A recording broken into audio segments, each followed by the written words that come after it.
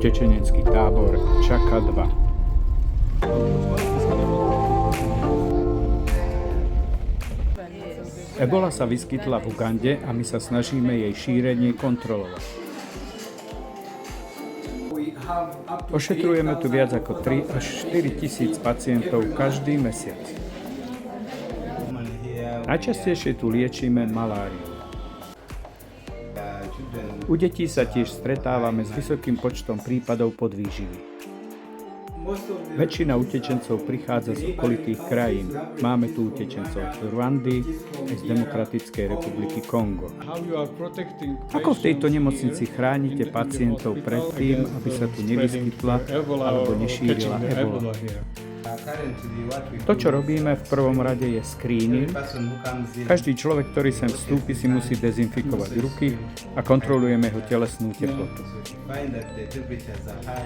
Ak má pacient zvýšenú teplotu, dáme ho do izolácie a riadne vyšetríme, odkiaľ prišiel a či sa u neho prejavujú symptómy eboly.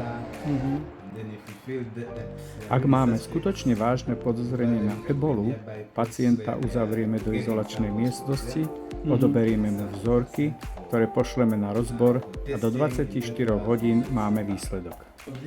Títo utečenci idú navštíviť svojich príbuzných do Konga a mnohí ani neveria, že existuje nejaká ebola.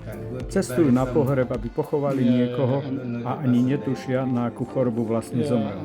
A potom si so sebou donesú niečo a vy budete prekvapení. Medzi symptómy eboli patrí vysoká teplota, bolesti hlavy, začervenané oči a hlavne krvácanie zo všetkých telesných otvorov, z očí, uší, nosa aj z úst. Ďakujeme, že všetko toto robíte, pretože hranice s Kongom sú neďaleko. Áno, aj vďaka týmto opatreniam sme tu doteraz nemali žiaden prípad a to je dobré.